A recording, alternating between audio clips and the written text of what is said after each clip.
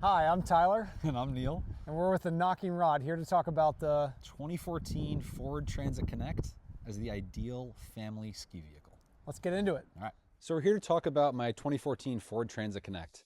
Kind of hard to believe that we've had it for 12 years, but in that time, we've managed to turn it into a pretty excellent ski vehicle, which may sound unusual given what you're looking at, but I think it's a pretty underrated vehicle on the whole that Ford sort of missed the mark on in terms of marketing it to people. And I want to show you sort of why we think it's so great, for skiing.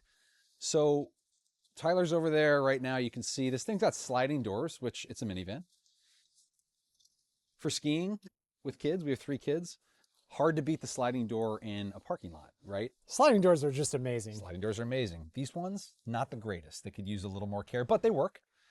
Also, Are they heavy when you move them? they're pretty heavy. Yeah. There's You know- there's no button. Friends with like Toyota Siennas, the kids are like, their car, like you just press a button. I'm like, I know, this builds character. It's good for you. You like it. But not only are the sliding doors awesome for in the parking lot, Ty, can you get a front end shot of this vehicle?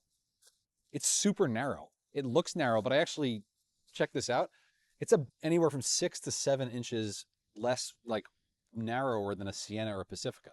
It feels narrower when you're looking at it from this angle. Like even next to my Santa Fe. Yeah, it's crazy. And so when you pull into a busy, ski resort in the parking lot, it's pretty nice to be able to just slip in and out without being kind of jammed up against everybody. So the sliding doors, the overall narrow width. And then I was saying, although it's pretty little, the inside has kind of this like carved out roof line. So we have 3 teenagers and, me and my wife, and we all fit in here very comfortably. It's got, 2-3-2 setup, and it's got this like pretty incredible flexibility for the seating. So, and for reference here, you're what, 6'1", Yeah. and you fit comfortably in the back seat. Definitely. No problem. yeah, not the 3rd row, but the middle row for sure. Yeah. But then I also wanted to point out like the seat flexibility.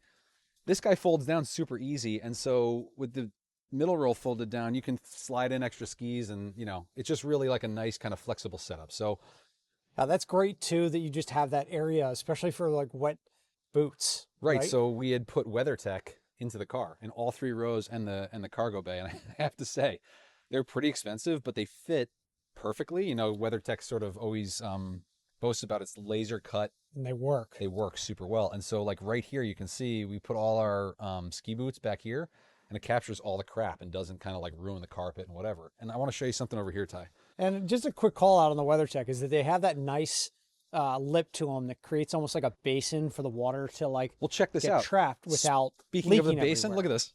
Look at this like little, I feel like this is a little touch that might not be obvious when you pay for these, but check this basin out. Literally holding in the water from getting all over see this area right here? Wow. Oh, wow. Look at that. Right, those would be soaking the hinges and everything. Right. Everything would be rusting out. Yeah, so, and then there's one kind of stuff back here. And so we've got WeatherTech, ideal for anything, but really ideal for skiing.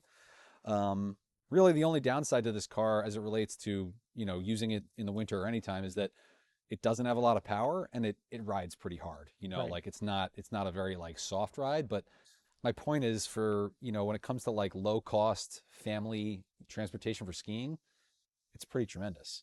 It's a really nice space in there too. I think that, having the 3 kids and going skiing, it's just nice to have so much space for them to sit and everybody to ride up to the mountain comfortably. Yeah, everybody's super comfortable.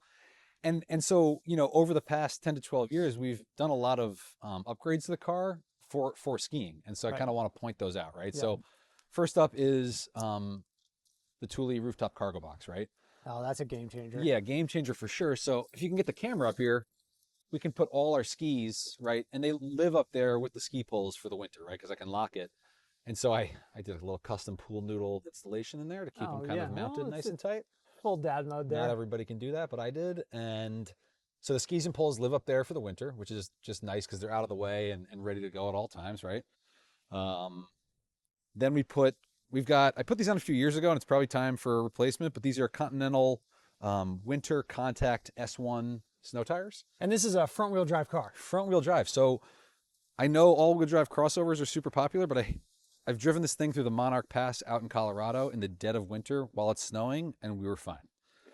Drive it all the time up here in New England in the winter, and they do great. I am a big proponent of snow tires, so for a ski vehicle, Need to have them. need to have them. But Going to the like, mountains. again, like for a vehicle like a front wheel drive kind of no frills vehicle, it's pretty amazing what you can do with snow tires and going skiing, right? Yeah, absolutely. So we've talked about the WeatherTech mats, the Thule rack. Yeah, what are some other like things that you've put in here to help with just making this transition from getting out of the car to getting your skis on, or getting done with skiing and then getting back into the car? So this is gonna sound like a full-on like product endorsement, and it kind of is.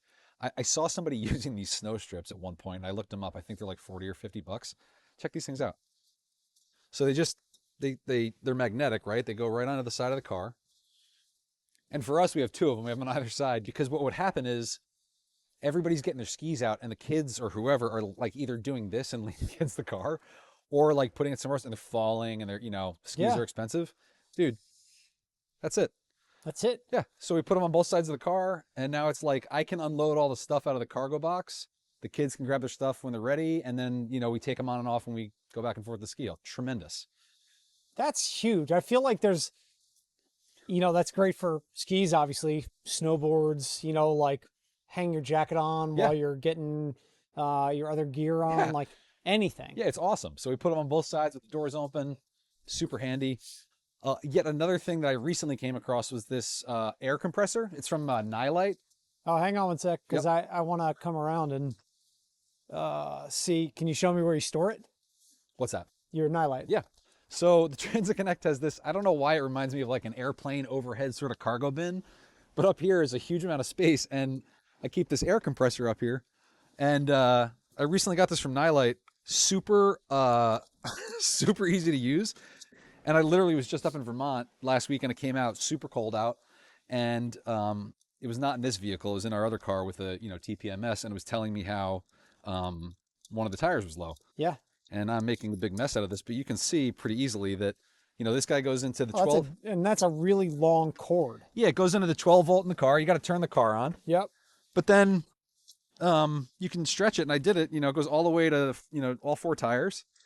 And then it's just a simple digital interface, and I was able to add like 5 pounds of air to make myself a little more comfortable. Even though I didn't have a leak, it was just nice to know that the tire was properly inflated, right? Well, I was recently on a trip with my family. We rented a car, and it was cold. We were down in South Carolina. Yeah. And the air pressure sensors were going off on my back two tires. Yeah. But I didn't have like a travel air pressure thing. Yeah. And thankfully, it wasn't anything major. It was just a few pounds. Right. We weren't going. Same with this, but I was Anywhere, with my daughter. We were 2 hours from home on the interstate. And you were also in Vermont? Vermont, yep. So cold, snow, Yeah. want as much traction as you can get out of your tires. Nice to know that it worked really well as a point of story. And it was like, it's just an easy thing to kind of have with you. And then there's one other thing that I recently got. It's called the Advisor. Like super literal name. I don't know if you can come see it from over here. And I recently had the chance to put it to use when I was driving down, a nearby road, and let's see here. And in the winter, it feels like the sun's super bright. Yeah. And my sunglasses, I'd forgotten them. And so this little guy clips onto your windshield, and it comes down. Look at that. Look at that guy. The point of this whole thing is so that you can have dual visors, right? Which is actually pretty cool, all by itself. But this little guy, it reminds me of like blue blockers. You're a 40-year-old dad. Totally. I'm excited about this. Totally. And I'm like, the kids are like, what is that? I'm like, look at what it does.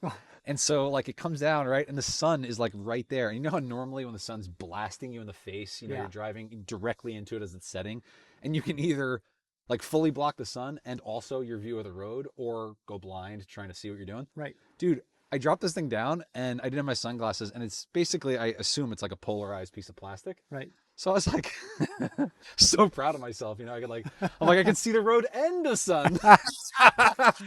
Anyway, it's kind of like a total 40-year-old dad kind of piece of equipment, and awesome at the same time. Right. And it occurred to me, like, as we were talking about this, me and Tyler were talking about this the other day, it's like, we have all these things in this car that are like super, perfect for going skiing.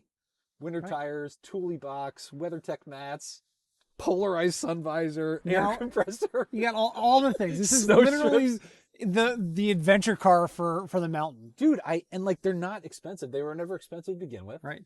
There's no frills. Like there's no heated seats, although you can get them with heated seats. Okay. But I will say, like, you can see the car takes a pretty big pounding in the winter. Yeah. And because it wasn't expensive to begin with and doesn't have a lot of like super nice leather and all this stuff, Right. I'm not really worried about it. Like we keep it clean, but it's okay, you know? And dude, the thing's 12 years old. It's got like 100,000 miles, and knock on wood, no problems with this thing. So I think the Ford Transit Connect is kind of like the ultimate winter, you know, adventure ski vehicle for a family. And Yeah. I think that Ford kind of missed the mark on this. I love this car. You know, I think that this car is amazing. And correct me if I'm wrong, but the transmission that was in the 2014, which is what this is, right? Yeah. They ended up upgrading Yeah. the transmission Yes. later, so there was less Clunk. clunking through changing gears, right? It's a clunky transmission. The engine has no guts. But that said, there's never been a problem with it. Right. Right? I have to wait a minute and a half to shift and revert. Yes, but like it's okay. I just kind of plan ahead for that. And, you know, no, I can't really accelerate on the highway. But again, you know, that's kind of part of Right. learning how to operate it. So, yeah, man, I think it was worth kind of pointing this out. Here we are in early February. We're going skiing this weekend, and this car is like perfectly set up to go skiing. Super It really is. Yeah. I mean, every time I get into this car, a couple of things that I always take note of is and it's tough to capture on camera, but is the interior cabin space. Look at all this headspace. I can't get over how roomy it feels inside. Also, Sarah has noted how, like, when she drives the Explorer, you know, it's like, it's a big SUV. Yeah. Then when she gets behind the wheel of this, she's like, it's so nice to drive because it's super car-like, right? I'm Right. like low to the ground. I have a ton of headroom. You have a giant gigantic windshield. Gigantic windshield. Man, I love this car. And I just think we need to kind of, you know, give it the love it deserves.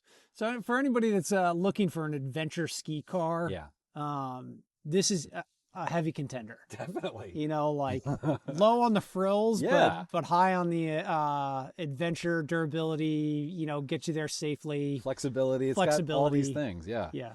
So that's it, man. That's all I got. Well, we appreciate you watching. Make sure to like and subscribe, and we'll see you all next time. Thanks.